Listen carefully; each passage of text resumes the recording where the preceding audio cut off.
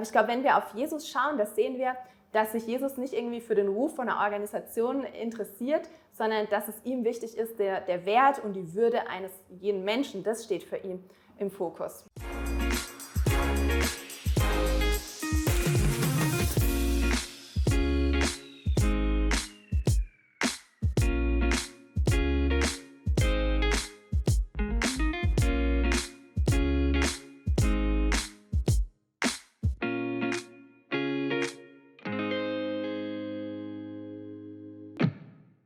In Zeiten, wo man gerne sagt, die Wahrheit sei irgendwo etwas, das man von verschiedenen Seiten anschauen kann, steht zur Disposition, ist es umso spannender, eigentlich, sich darüber Gedanken zu machen. Jesus hat eben gesagt, er sei die Wahrheit. Und es gibt eine Art von Verteidigung vom Glauben. Auch diese Disziplin, die nennt man häufig auch Apologetik. Und heute reden wir mit einer, ich würde schon fast sagen, einer Meisterin oder jemandem, der auf jeden Fall viel in diesem Thema drin ist, von diesem Gebiet, und das ist Heike Breitenstein. Herzlich willkommen. Danke. Die wirklich mit Leidenschaft gerne auch ringt, eben über den Verstand, über etwas erklärbar oder zugänglich machen, was in der Bibel drin steht, und nachher dafür eben Wort finden. Ich habe gesagt, vor Verteidigung. Ist das gut beschrieben, so wie ich das habe? Ja, hallo, ich freue mich auf unser Gespräch heute. Und ich finde es total spannend, dass wir über das Thema ins Gespräch kommen. Ich finde es wichtig, dass wir Glaube, Denken und verstehen, dass wir das zusammenbringen, sozusagen Glaube mit Herz und Hirn. Und darum geht es, finde ich, so ein bisschen, dass wir die Brücke bauen vom Hirn zum Herz und vom Herz zum Hirn, und dass man merkt, hey, das geht beides zusammen. Ja? Und Denken und Glauben, das sind nicht irgendwie Widersprüche, und man sagen müsste, oh, wenn du jetzt irgendwie Christ bist, Christin bist, dann musst du dein Verstand an der Garderobe ablegen, sondern dass man denkend Gott nachgehen kann. Und das finde ich total wichtig. Und ja, Apologetik könnte man, glaube ich, so sagen, räumt so ein bisschen Steine aus dem Weg, macht sozusagen den Blick frei für Jesus, räumt Hindernisse auf dem Weg und zeigt, hey, Christsein heißt, ja, Glaube mit Herz und Hirn und mit Denken und Verstehen, das alles ist da voll mit drin. Genau. Und das lebst du aus als Bildungsreferentin vom Pontes-Institut für Wissenschaft, Kultur und Glauben. Und auch in anderen so Umfeldern, wo es um die gleiche Thematik geht, das ist beim VBG, also der Studierendenbewegung, oder nachher auch Denkbar, wo so etwas macht. Oder du bist stark in diesen Themen drin und gehst auch an Unis und tust dir dort wirklich bewusst auch gerne diese Fragen stellen. Wie geht das aber so ab? Ja, ich liebe es total, mit Menschen im Gespräch zu sein und auch mit Menschen unterschiedlicher Hintergründe. Und ich finde es sehr, sehr spannend, Leute zu treffen, die nicht im christlichen Glauben beheimatet sind, und zu sehen, hey, wo kommen sie her, wie ist ihre Geschichte und was sind eigentlich so ihre Fragen und auch ihre kritischen Anfragen an christlichen Glauben. Und das Team vom Pontes-Institut und ich, wir machen das öfter, dass wir an Unis Vorträge halten, zum einen so zu kritischen Anfragen an Glauben. Also wie ist das jetzt irgendwie mit der Bibel, kann man der irgendwie überhaupt vertrauen, und wie sieht es aus mit der ganzen Frage nach dem Leid?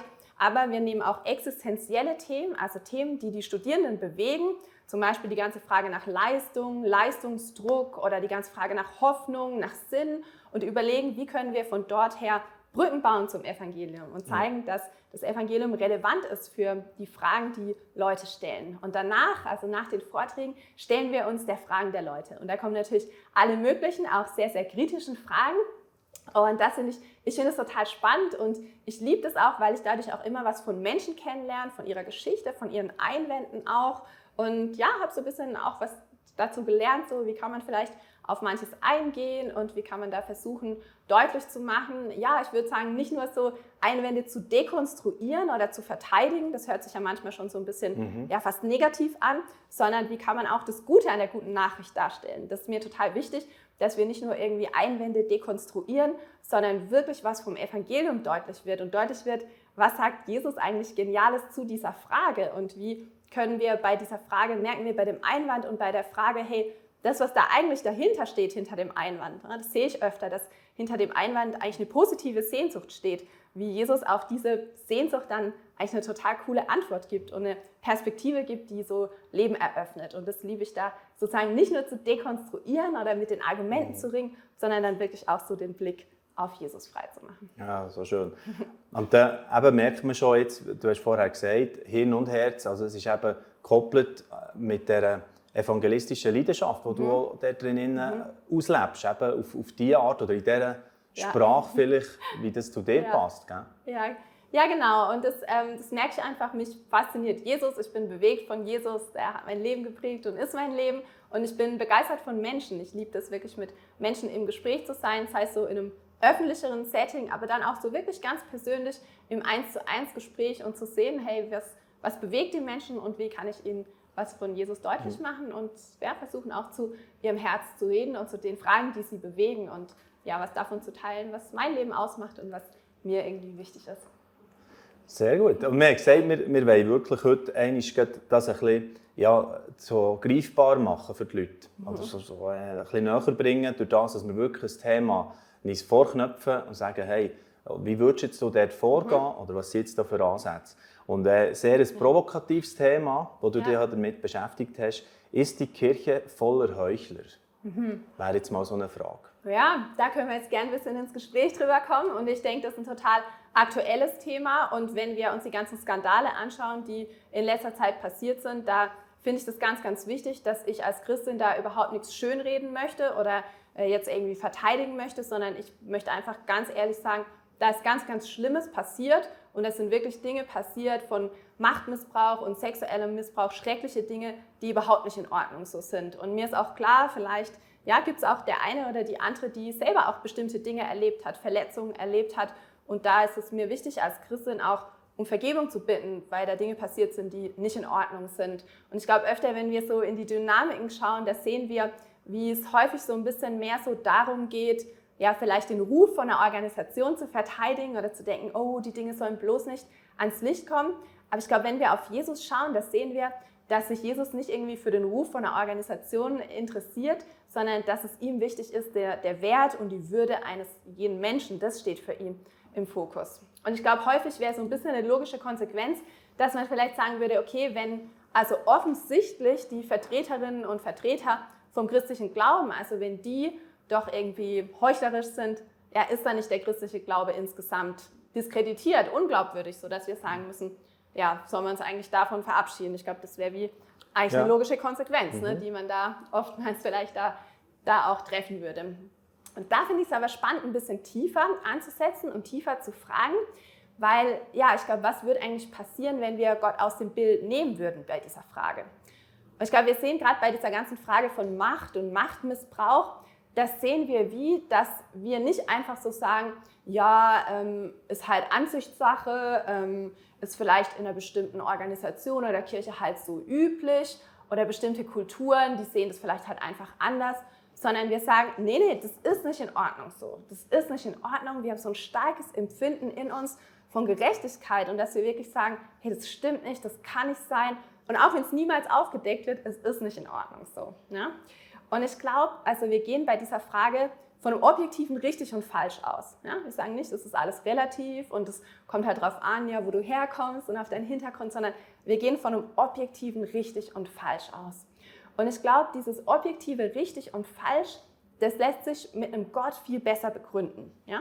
Also wenn wir Gott sozusagen aus dem Bild rausnehmen, dann sind wir viel schneller dabei, dass wir sagen, na gut, das ist halt deine Meinung dazu und das ist halt deine Meinung, aber mit Gott haben wir sowas wie ein Fundament dafür, also sowas wie eine Messlatte, könnte man sagen, an der wir uns orientieren und an der wir uns mit unserem Standard orientieren von richtig und falsch.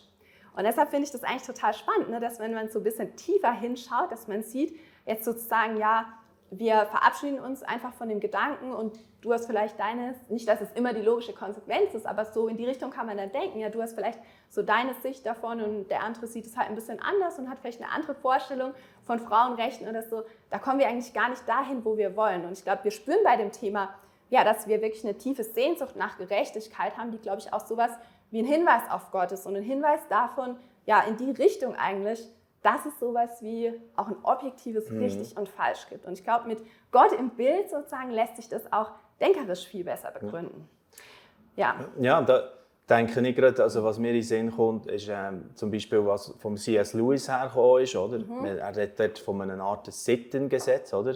Wo im Mensch innen ist, also wo uns irgendwo überhaupt einen Kompass ermöglicht. Oder? Du gehst jetzt eigentlich von dort her fast ein bisschen ausholen, oder? bei den Genau, ganz grossen. ja. Also Ja, wenn ich ja, Atheist genau. bin, habe ich ja gar nie mehr gewissermaßen einen Maßstab für gute oder schlechte Tat, oder? Ja, genau. C.S. Lewis in seinem bekannten Buch Pardon, ich bin Christ, da sagt er das auch so und sagt so, ja, ich nenne das Universum irgendwie grausam und ungerecht, aber woher nehme ich eigentlich die Vorstellung von grausam und ungerecht? Ja?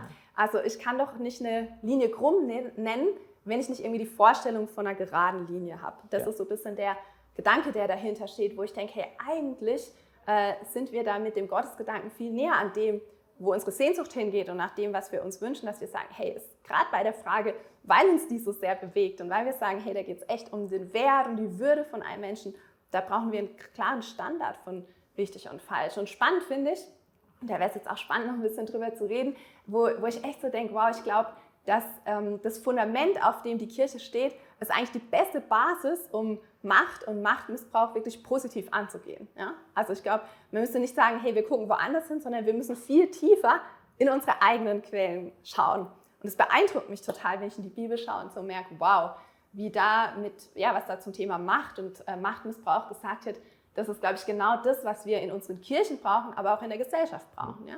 Also wenn wir in die Bibel schauen, da ist Macht immer anvertraute Macht. Gott ist der die Macht hat und der dem Menschen Macht anvertraut. Und da sieht man schon, dass es eine gewisse Begrenzung ist. Und ich glaube, dann sehen wir an Jesus so total beeindruckend, wie er Macht ausübt auf eine Art und Weise, wie es immer den Schwachen dient. Ja? Also Jesus übt die Macht immer so aus, dass es dienende Herrschaft ist und dass es die Schwachen groß macht. Ja? Das ist nie Herrschaft oder Machtausübung auf Kosten von den Schwachen, sondern Jesus ist derjenige, der Scheinheiligkeit kritisiert, der die Liebe zu Macht und Geld kritisiert und der sich für die Schwachen einsetzt. Ja. Und da sozusagen genauer auf Jesus zu schauen, da merkt man so, wow, gerade bei dem Thema, was für Ressourcen. Ich merke zum Beispiel auch, was mich echt so beeindruckt, dass gerade bei dem Thema denken gibt es da so Dynamiken auch bei Opfern, dass man denkt, ich bin irgendwie selber schuld. Ja? Also ich bin irgendwie selber schuld an dem, was mir angetan wurde. Und da finde ich das so cool, dass Jesus sagt, hey, das Böse kommt nicht vom Opfer, das irgendwie am Boden liegt, sondern das Böse kommt aus dem Herz vom Täter. Ja? Das Böse kommt aus dem Herz vom Täter und es ist so eine heilsame Botschaft, gerade wenn man selber da schlimme Dinge erlebt hat, zu sehen, hey, ich bin nicht selber schuld, sondern das Böse kommt aus dem Herz vom Täter. Das ist die Frage, wie hat die Person, der Macht anvertraut ist, hat die das im Sinne Jesu zugunsten von Leuten ausgeübt oder eben gerade nicht im Sinne Jesu, um andere Menschen so zu zerstören. Und ich glaube, da gibt es unglaublich beeindruckende Ressourcen, auch gerade zu dem ganzen Thema. Ja, und was ja auch noch faszinierend ist, wenn man die Bibel ein bisschen anschaut, das hat ja lauter Reflexionen drin über Menschen, die irgendwo eben gestrauchelt sind, gescheitert sind, hohe Fehlerkultur, eigentlich, die man lesen kann drin. Ja. Also das sollte irgendwo nicht so etwas vermitteln. Dort, absolut, oder? Ja. Das ist ja echt spannend. Auf Englisch ist ja der Scheinheilige ist der Hippokrates und es kommt vom griechischen Hippokrates und zwar ist das der Schauspieler. Und das Bild dahinter ist, dass im alten Griechenland haben die Schauspieler immer Masken getragen. Ja? Und es ist ja irgendwie so, dass jemand, der scheinheilig ist jemand, der eine Maske trägt. Und das ist ja irgendwie genau das, was du gerade auch beschrieben hast, wo Jesus uns dazu einlegt, Masken abzusetzen, aus dieser Scheinheiligkeit rauszugehen, ehrlich zu sein. Es geht nicht irgendwie um Perfektion, sondern es geht darum, ehrlich zu sein. Es geht darum, dass wir aus der Vergebung leben, zu Fehler stehen, die bekennen und anerkennen, uns für Gerechtigkeit einsetzen, in dem Wissen, hey, die Maske ablegen, weil wir aus der Vergebung leben und aus den Neuanfängen. Also die Frage, die wir haben gestellt, ist die Kirche voller Heuchler, die kann man, wenn man da ein bisschen tiefer schürft, kann man sagen, die muss einem nicht zum Ablöschen bringen oder zum kompletten Misstrauen gegenüber allem Institutionellen, oder?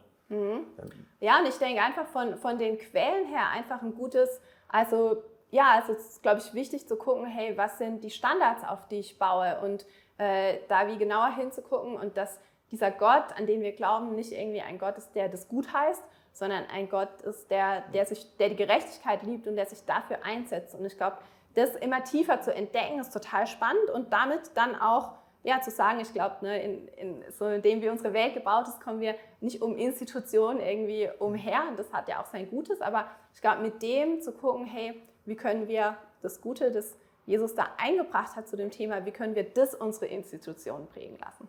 Und ich glaube, da gibt es noch einiges zu tun und da haben wir einen Weg vor uns. Aber wie beeindruckend da ja, was es da zu der Thematik, denke ich, zu sagen gibt. Ja, unbedingt. Also was natürlich schon sofort spürbar ist, eben, wenn wir jetzt ein bisschen so einen konkreten Fall haben miterlebt, wie du da würdest anfangen, natürlich, das wäre jetzt, der Vortrag würde jetzt wahrscheinlich wie lange ungefähr dauern? Jetzt ja, vielleicht 20 Minuten, wäre jetzt so ein kürzerer Vortrag über Mittag, wo man dann so Sandwiches dazu gibt und man danach dann so Q&A macht, dann wären es so 20 Minuten zu dem Thema ungefähr. Ja.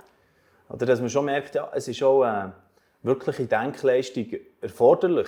Und das ist ja das, was manchmal ein bisschen unsere Zeit vielleicht krankt, oder unsere Gesellschaft, oder? Ja. Von dem so Kurzhäppli-Kommunikation auch. Ja. Und ich denke, was schon auch ganz, ganz wichtig ist, also ich will nicht das Schönreden, sondern ich glaube auch ganz viele Menschen, die da kommen, die spüren auch den Schmerz von dem, was passiert ist, haben vielleicht auch eigene Erfahrungen gemacht und es ist mir wirklich ganz, ganz wichtig, dass diese Anfragen auch mir als Christin und uns als Kirche auch einen kritischen Spiegel vorhalten. Und das will ich wirklich ernst nehmen und ich glaube, da gibt es was zu lernen, auch von den Anfragen und da ist auch wichtig, offen zu sein, das nicht schön zu reden, auch um Vergebung zu bitten und zu den Fehlern zu stehen. Ich glaube, das ist genau das, was uns die Bibel auch vormacht, und dann die Denkleistung zu machen und auf die Schönheit vom Evangelium zu gucken. Die Denkleistung und die Schönheit vom Evangelium, ja. Ja, genau. Super, also wir haben sehr jetzt einen schönen so ersten Lauf gesehen bei diesem Thema und man spürt eben wirklich dein Staunen, deine Freude am Evangelium durch das durch, eben durch nicht einfach nur Fakten sozusagen zusammen zu recherchieren, zusammen zu sammeln, sondern wenn das eben zusammenkommt. Ich glaube, das ist rausgekommen, jetzt schon mal auf dem ersten Gespräch. Wir werden uns noch ein weiteres Thema mal vornehmen, in einem zweiten Talk. Gell? Wir haben schon gesagt, wir wollen darüber reden. Ein Thema, das sehr brisant ist die Bibel frauenfeindlich? Ja. Und gleichzeitig, was ich gerne auch noch machen will, ist ein bisschen noch mehr über Heike Breitenstein einfach erfahren, biografisch auch. Wie ist es dazu gekommen, auf dem Weg, wo du dich heute drinnen bewegst, oder wie hast du den eingeschlagen, den zumal? Da werden wir auch noch ein bisschen genauer drüber reden. Ja, das war jetzt so ein kleiner Teaser zum Thema. Vielleicht die eine oder der andere hat jetzt vielleicht Lust bekommen und denkt so, wow, ich hätte eigentlich Lust, mich tiefer mit den Themen zu beschäftigen. Wir haben jetzt einfach mal 10 Minuten so ein paar Sachen so angeteasert. Das ist uns als Pontes-Institut ein total großes Anliegen, dass wir Christinnen und Christen mit diesen Themen schulen wollen. Und wir haben einen neuen Kurs aufgelegt, und zwar die Pontes-Akademie. 12-wöchiger Online-Kurs, der startet jetzt Ende September. Und wir haben 30 Videos aufgenommen mit internationalen Referentinnen und Referenten zu Themen wie diesen. Und wollen echt den Themen nachgehen in so 20-minütigen, halbstündigen Videos. Es gibt eine Online-Community zum Diskutieren. Es geht um intellektuelle Anfragen, moralische Anfragen, aktuelle Themen wie KI und soziale Gerechtigkeit und sowas. Und es geht wirklich auch um die Frage, wie können wir heute als Christinnen und Christen kultursensibel Evangelium kommunizieren. Wie können wir ins Gespräch kommen über Jesus mit unseren Leuten, mit denen wir unterwegs sind, auf respektvolle Art und Weise. Also herzliche Einladung. Ende September geht's los. Nächstes Jahr haben wir 3 Kurse geplant. Online-Kurs zum Thema Denken und Glauben. Sehr spannend, und das bringt mich noch zu einem anderen Thema, das ich dich gerne auch noch anfrage im zweiten Talk, nämlich das Ganze rund um Postevangelikalismus. Also kann man dann gleich klar einstehen zu einer Botschaft, die aneckt, die kreuz ist, die nicht einfach nur andockbar in der Gesellschaft als erstes Thema und dann spielt es vieles nicht mehr so gleiche Rolle. Da werden wir auch noch ein bisschen drüber reden. Es ist schon viel geredet worden, die letzten Monate. Ein Riesenthema auch in unserem Bereich, in unserer Szene. Also, das war der erste Teil gewesen. Heike Breitenstein hat ihr jetzt schon ein bisschen erlebt, wenn sie nachher loslegt mit einem Thema, und freue mich, dass es gleich schon eine Fortsetzung gibt. Und natürlich findet ihr den Link zu dem Pontes-Institut bei uns auch im Videobeschrieb, wenn ihr euch da noch genauer informieren wollt. Also, Fortsetzung folgt und tschüss, bis bald. Dieses Video ist nur möglich dank freiwilliger Unterstützung der Community. Unser Ziel ist es, täglich ein neues Video zu veröffentlichen. Um dieses Ziel zu erreichen, suchen wir 365 Videopartner, die uns mit je 150 Franken pro Jahr unterstützen. Als Videopartner trägst du direkt dazu bei, dass noch mehr Menschen das Evangelium hören und im Glauben ermutigt werden. Melde dich jetzt als Videopartner an unter www.livenet.ch/Videopartner.